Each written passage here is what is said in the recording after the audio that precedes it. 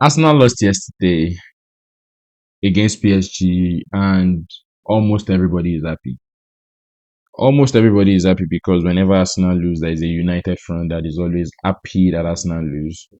And whenever Arsenal win, there is a united front that is always very, very scared what would happen if Arsenal win the Champions League. We all know this. So what are the important things from yesterday's match? What are the important takeaways from yesterday's match? One of the most important takeaways from yesterday's match is that Arsenal needs Thomas Partey. Arsenal needs Thomas Partey in that midfield to be able to cushion the pressure from any team that they play. Thomas Partey is very, very crucial, very, very important for that team. And if you support Arsenal Football Club and do not say that reason, I do not understand the kind of football that you watch. According to several tweets, and even let me just show you one of the tweets that I have seen, on Twitter by noun underscore Arsenal. It says Arsenal lack balance in the midfield and had no out ball up top without Kai Havertz and Mikel Merino. In Paris, it will be different. Thomas Partey will return. The Clarence will be in the 6, and Mikel Merino will be the target up top. Despite the lack of balance, Arsenal should have still scored. I agree. Arsenal would be much better in Paris, and that would give them a chance. It's not over. Good night. What we saw yesterday is basically the first half of the UEFA Champions League, just like the way we saw the first half against Real Madrid, all the noise on Ramontada and every other thing like that. Thomas Partey, not in that midfield, gives the like of João Neves, who by the way was amazing yesterday, played really, really very well, not taking anything away from him. Give him the freedom, the chance to be able to do things in that midfield. Donnarumma, amazing performance. That guy had 5 important saves yesterday that could have cost PSG the match. The obvious one are, of course, the one from Trossard and the one from Martinelli. Those goals, if those goals had gone in, or even anyone had gone in, and even if, for example, the Mikel Merino header did not stay as offside, PSG could have still lost that match yesterday because Arsenal was going to turn over the pressure, and PSG could have lost the match. Looking at what Rice did yesterday, because of the lack of Thomas Partey, Rice had to go to a 4. Rice was the one collecting the balls from Raya or the back three, for example, and moving the ball forward. So there was not too much pressure up front for PSG. Correct me if I'm wrong, guys. Please remember to drop your comments in the comment section. These are the important things that you need to look at for you to be able to curate your chances for Arsenal in the second leg.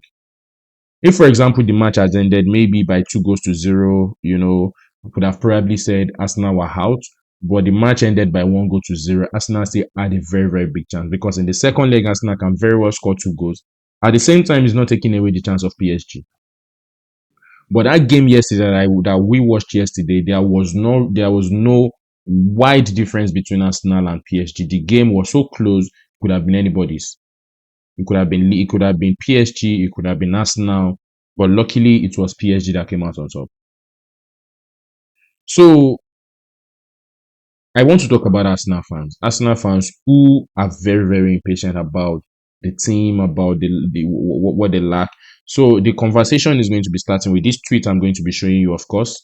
This tweet is from a Twitter handle that the Arsenal in me says, "I'm so disappointed at the nonsense fans we have. We won Madrid in the first leg and Madrid fans had hope till the last minute. Our own fans hate our own club for winning Madrid. Now first leg we lost to PSG and hell is breaking loose. Are you that foolish? It is tiring." I think I agree with this person here. What I've noticed about Arsenal fans is that they do not really, really support the team when they need to support the team. Even yesterday, the ambience, the atmosphere in the field was quiet. Not until about almost the end of the match that things really started picking up. Everywhere was quiet. The fans were not praising the players. They were not singing the anthem. It's not supposed to be like that. Very quickly, a lot of Arsenal fans are beginning to forget how good or how important they have been to get to this stage. Losing 1-0 against PSG is not the end of the world. If you ask me, I would say losing 1 goal to PSG is not the end of the world. Merino scored yesterday. Merino scored from of course, a header. The header was ruled out as offside, which actually saved PSG as far as I'm concerned. Because when I saw that goal yesterday, I said as at that point in time Merino scored, if that goal stood, PSG would go on to lose that match yesterday. I said it that PSG would go on to lose that match yesterday. Basically, what happened yesterday were fine margins between Arsenal and PSG. PSG took the margins that they have, they took the important chances that they have, and they were able to convert on those goals. Were able to convert on the one important goal. A match like that is very important. Mikel Arteta had something to say. Mikel Arteta said, it is millimeter offside. That is on the Mikel Merino. Gabriel Martinelli was one on one, and the keeper makes a big save. Leandro Trossard is completely one on one. That is the fine margin in semi-finals.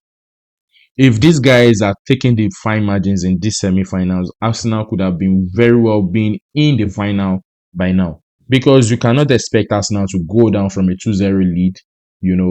I don't think there's anything that can beat Arsenal from to go down in a 2-0 lead. Even PSG yesterday, with all the chances that they had, they were able to just score one goal.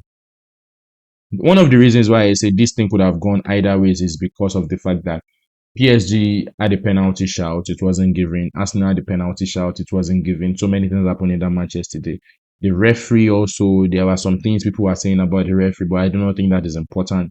So, guys, what exactly what exactly do you think is going to happen in the second leg? How do you see the second leg? What do you think is going to happen in the second leg? Because in the second leg, for example, Thomas Partey is going to come back. The formation will reset to the original formation that Arsenal has been playing with. And I think it's going to be a very, very big game for Arsenal and even PSG. So, guys, what do you make of it? What do you think of yesterday's match? What were your predictions? Who was your man of the match yesterday? For me, I think Donnarumma really, really tried very well. And the lack of Thomas Partey really gave the likes of João Neves a whole lot, of freedom in the midfield. Mendes, at the other hand, was doing his own. And Bukayo Saka was still top class yesterday, was top draws yesterday. They were pre-marking Bukayo Saka yesterday or double marking Bukayo Saka yesterday. Amazing, amazing, amazing player. So, guys, I really, really want to hear from you. This is just, a talk about the match yesterday. Just drop your reactions, drop your comments in the comment section. Do you think Arsenal is going to win the second leg? I want to hear from you guys. Until next time.